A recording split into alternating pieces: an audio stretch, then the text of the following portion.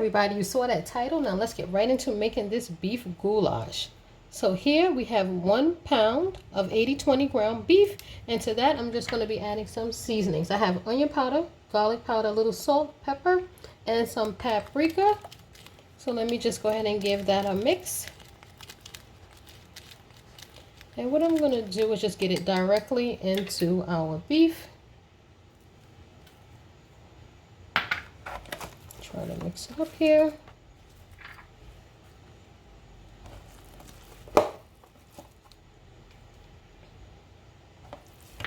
All right, so let's just give that a quick mix.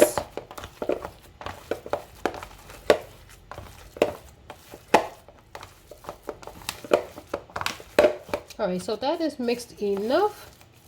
So let me give my hands a quick wash.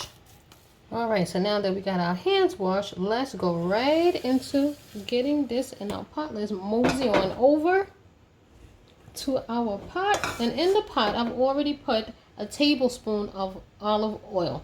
So I'm just going to go ahead and add the meat directly into the pot. It's already warming up.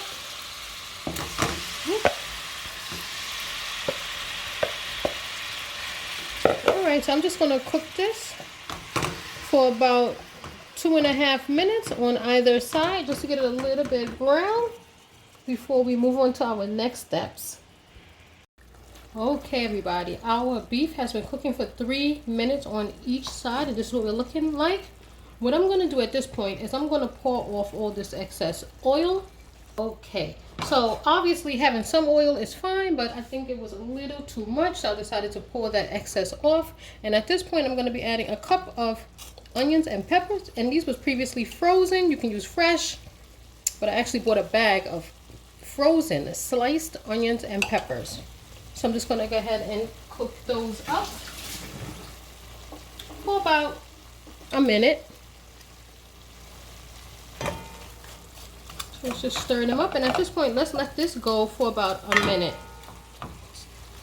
And I'm going to close it up, let it go for about a minute, and then we'll be right back.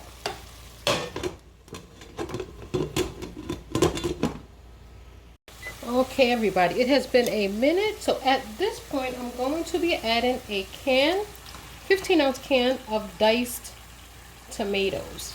So they have various brands of diced tomatoes. This one actually had green peppers and onions in it, so I'm going to be using that one. I saw one with basil and oregano and something else in it, so you could use that one as well. It's up to you. So let's go ahead and just let this simmer. So what I'm going to do at this point is, while these tomatoes are going to cook down, but we're going to help them along the way. We're also going to be adding a cup of beef broth,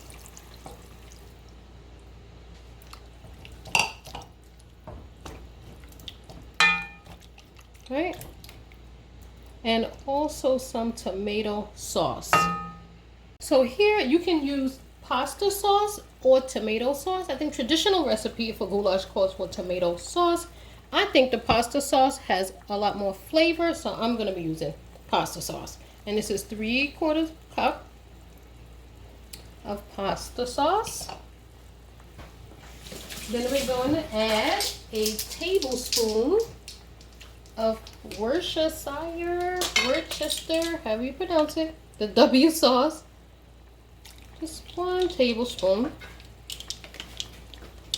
And now we're going to add our pasta. So I have here a 16-ounce bag of elbows pasta, but I'm only going to use half of it. So I'm going to be adding about 8 ounces. And I've seen it where you can cook it separately, cook your pasta separately and then add it, but I think traditionally you add everything in one pot. So I'm going to be adding about half of the 16-ounce bag. That looks like about half to me. So again, if you have 16 ounce, which is a pound of pasta, you're going to add half to get about 8 ounces of pasta in there. And let's just give this a stir.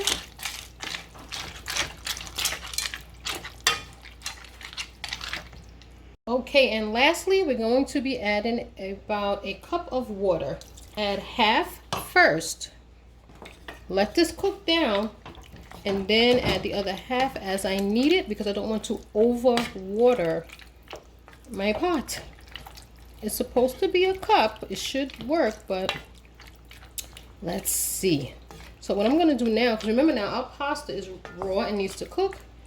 So let's go ahead and get that on a low flame and just let this go for about 10 minutes and we'll see where we're at.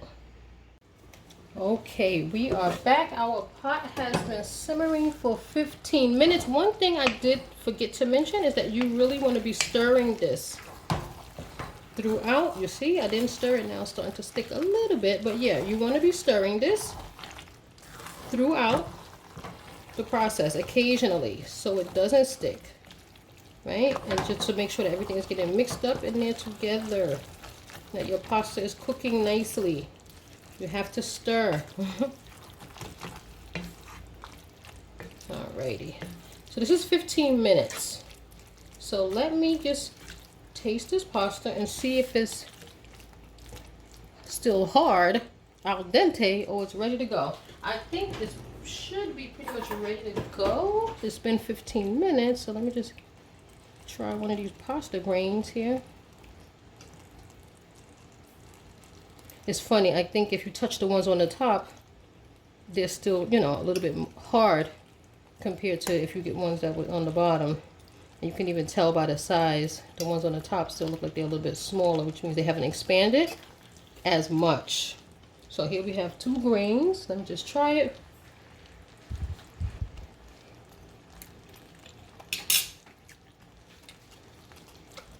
Okay, they are pretty much al dente. I'm going to right now just add some parsley flakes, you see? Just a sprinkle of some parsley. Also at this time, go ahead and taste your pot. When you tasted that pasta, at this point, you can decide if you want to add an additional salt, pepper, if you like it spicy. I'm probably going to add a drop of red chili flakes. Just a little bit to give it a little kick, but that's, you know, optional, right? So definitely at this point, you want to give it a taste. I think I'm just going to let this go for another 2 minutes. Again, make sure your pot is low. Nice and low. Cooking it slow. And just to let you know, being that I cooked it so on a low flame, I did not add that additional cup of water. I mean, half a cup. We used a half a cup of water only. I didn't need the other cup. If you was to cook it fast, it would boil really quickly, and therefore you would probably need to add that additional water. But I said, let me just cook it low. So I'm gonna go ahead, cover that up, let that go for additional 2 minutes, and then we will be ready. Also, you can also add cheese. So if you wanted to add some cheddar, now is the time to grate your cheddar and add it in there. I'm not going to be adding cheese at this time. We don't particularly care for cheese that much. So in any case, I'm going to just let this go for about 2 minutes and we'll be back. So here is what our finished product is looking like. The pasta is done nicely. It almost reminds me of hamburger helper, if you will. But without the cheese, I didn't add any cheese in this. But you can add cheese. Feel free to do so. But here we have our finished product. And we're going to be getting a plate shortly. Okay, everybody. So here we have our plated beef goulash. It is absolutely wonderful. Turned out great. Look at that. We have our beef. Well, pasta. That is nice and al dente. Actually not overcooked at all. We have the tomatoes. Nice big chunks of tomatoes from the diced tomatoes we use. Some pepper, some onions. This is actually good.